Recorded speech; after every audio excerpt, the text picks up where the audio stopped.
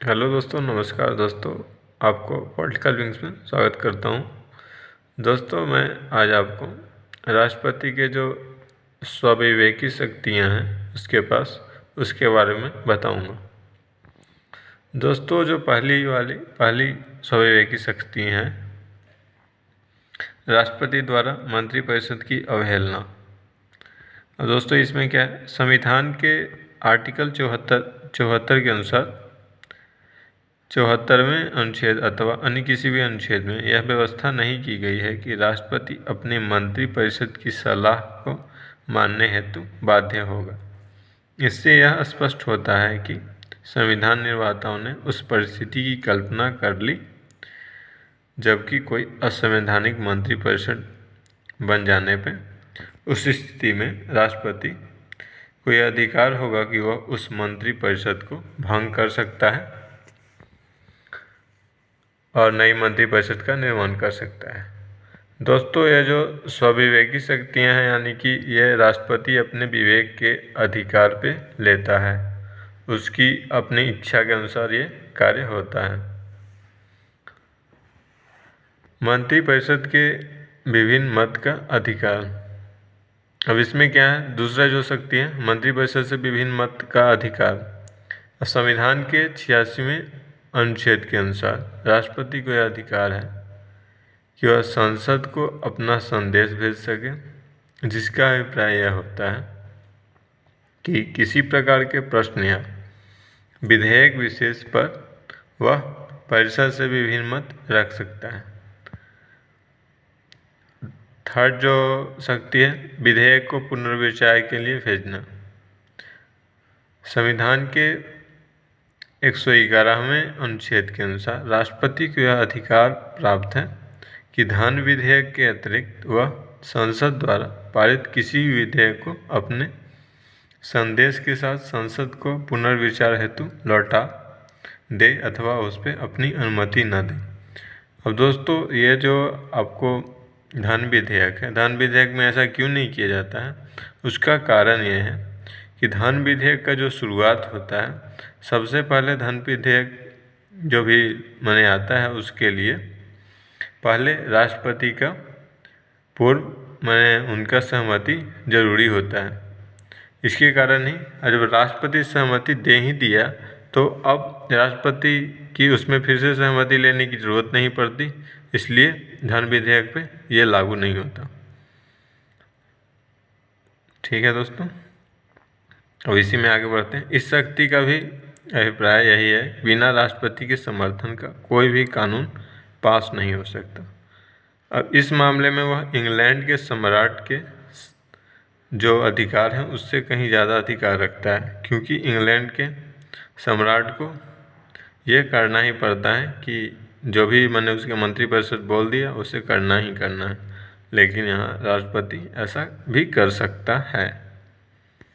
ठीक है friend, next point, जो चौथी शक्ति है वो मंत्रियों के संबंध में व्यक्तिगत निर्णय का अधिकार।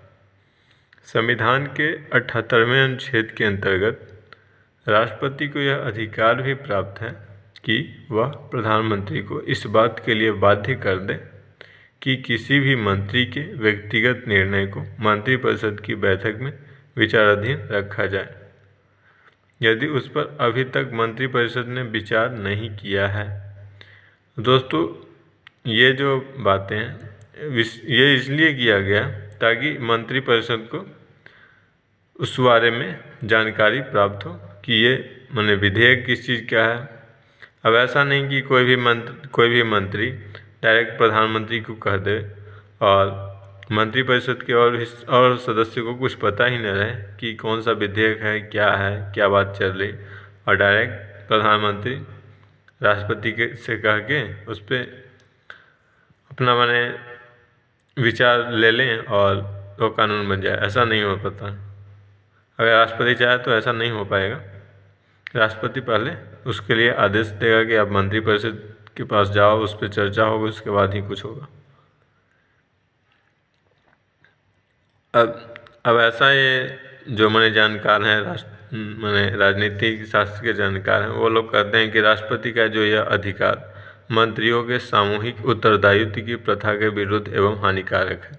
अब दोस्तों यहाँ पे जो टर्म आया है सामूहिक उत्तरदायित्व, इसका मतलब ये होता है कि जितना भी माने मंत्रिपरिषद है वो माने एक समान रूप से अपने माने संसद के प्रति जिम्मेवार होंगे।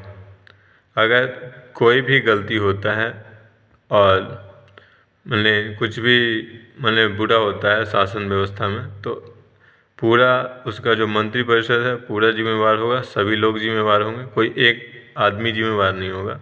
और इस स्थिति में पूरा मंत्रिपरिषद को ही दोषी ठहराया जाएगा और फिर सरकार गिर सकती है, ऐसी नौबत भी आ सकती है। इसलिए लोग कहते हैं कि जैसे ब्रिटेन में कहा जाता है कि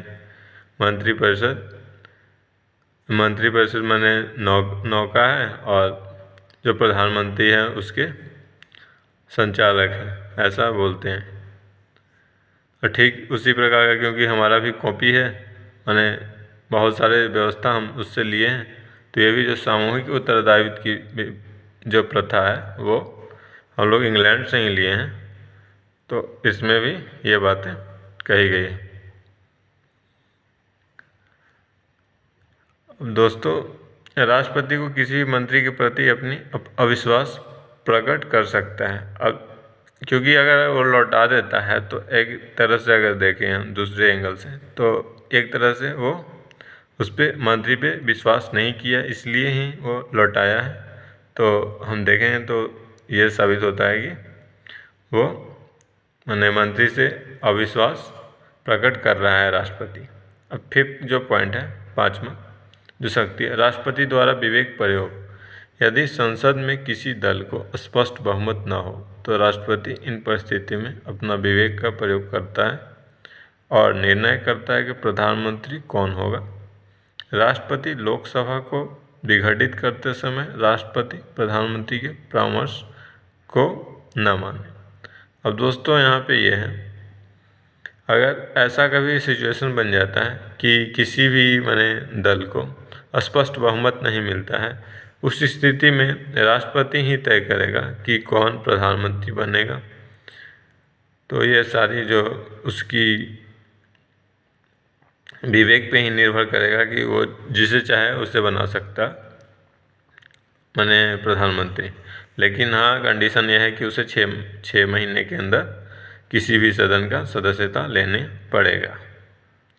ठीक है दोस्तों, अब ये बातें जो आती हैं लोकसभा को विघटित करते समय, अब एक तो ऐसा व्यवस्था होता है जो प्रधानमंत्री अगर चाहे तो इस्तीफा दे देगा और जितने भी माने सदन चल रहा है वो पूरा माने ख़त्म हो जाएगा। प्रधानमंत्री इस्तीफा देते ही जो माने लोकसभा है वो विघटित माना जाता है। तो एक तो यह स्थिति बनता है, और दूसरा स्थिति यह है कि लोकसभा विघटित करते समय माने राष्ट्रपति प्रधानमंत्री का जो सलाह होता है उसे नहीं माने, तो ये व्यवस्था है, मानने नहीं भी मान सकता है, ऐसी बात है। सिक्स जो छठा पॉइंट है वो संकटकालीन अधिकारों का प्रयोग। जहाँ तक राष्ट्रपति की आपातकालीन शक्तियों का संबंध है वे बहुत व्यापक है। और दोस्तों, हम जानते हैं कि हमारे पास जो माने राष्ट्रपति जो प्रयोग करता है आर्टिकल 352, 356 और 360। 360 जो वित्तीय आपातकाल से रिलेटेड है, जो अभी तक भारत में कभी नहीं लगा है।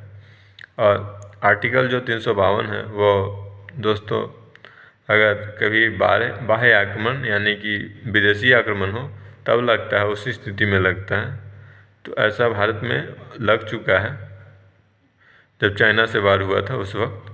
और एक होता है जो 356 है वो राष्ट्रपति शासन है, वो लगते रहता है अगर मैंने कभी राज्यपाल यह सूचना देता है कि मैंने राज्य में का जो शासन व्यवस्था है वो संविधान के अनुकूल नहीं चल रहा है, तो उस समय राष्ट्रपति वहाँ पे राष्ट्रपति शासन लगा सकता है, अगर राज्यपाल कहता है तो।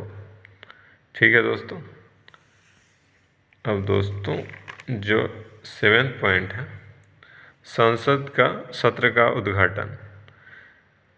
जो हर एक निर्वाचन के पश्चात जब लोकसभा की पहली बैठक होती है तो उसका प्रारंभ राष्ट्रपति के अभिभाषण से होता है। अब अभिभाषण यानी कि राष्ट्रपति जो भी बातें कहता है उसको हम माने राजनीतिक यानी कि पॉलिटिक्स के टर्म में उसको राजनीतिक अभिभाषण बोलते हैं। इस तरह से संसद के प्रत्येक सत्र के प्रारंभ में राष्ट्रपति अभिभाषण करता है।